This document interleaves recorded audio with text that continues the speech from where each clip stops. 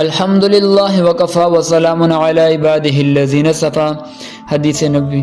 قال رسول اللہ صلی اللہ علیہ وسلم التائب من الذنب کمن لا ذنب لہ۔ رسول اللہ صلی اللہ علیہ وآلہ وسلم نے فرمایا، گناہ کر کے توبہ کرنے والا اس شخص کی طرح ہے جس نے گناہ کیا ہی نہ ہو۔ سب سے زیادہ بلند مقام انسان کی بندگی کا ہے، اور بندگی کا بہترین مظاہرہ توبہ کے وقت میں ہوتا ہے کہ توبہ و استغفار کے وقت بندہ انتہائی ندامت اور احساس پستی کی حالت میں ہوتا ہے۔ بندے کی یہ صفت اللہ تبارک و تعالیٰ کو بہت پسند ہے۔ اس حالت کو دیکھ کر اللہ تبارک و تعالیٰ فرماتے ہیں کہ میں نے تیرے سب گناہ معاف کر دیے۔ ملا علی قاری رحمہ اللہ فرماتے ہیں کہ جب بندہ توبہ کے ذریعے اپنے رب کی طرف رجوع کرتا ہے تو دونوں شکلوں میں سے ایک ضرور ہوتی ہے۔ اول یہ کہ اس کے گناہوں کو بالکل مٹا دیا جاتا ہے، جیسے اس بالا حدیث سے معلوم ہوتا ہے۔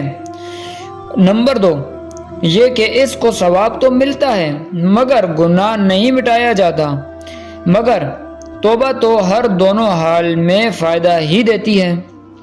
مولانا محمد منظور نعمانی دامت برکاتہم اس حدیث کے بارے میں فرماتے ہیں کہ توبہ کرنے سے بندہ اللہ کا محبوب بن جاتا ہے اور اس کے گناہوں کے داغ بھی عموماً مٹا دیے جاتے ہیں۔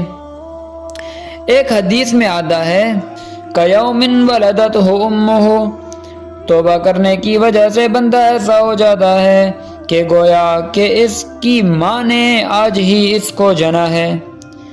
ایک اور حدیث میں آتا ہے کہ توبہ کے بعد اللہ تعالیٰ بندے کے گناہوں کو بالکل مٹا دیتے ہیں، یہاں تک کہ قیامت کے دن اس کے گناہوں پر کوئی گواہی دینے والا نہیں ہوگا۔ اس حدیث سے معلوم ہوتا ہے کہ توبہ انسان کی زندگی میں بہت بہترین ہے۔ ہمیں چاہیے کہ ہمیں ہر وقت توبہ و استغفار اللہ تبارک و تعالیٰ سے کرنی چاہیے تاکہ اللہ پاک ہم پر اپنا رحم اور کرم فرمائے۔ اللہ تبارک و تعالیٰ ہمیں بات سمجھنے کی توفیق عطا فرمائے۔ وآخر دعوانا ان الحمد للہ رب العالمین۔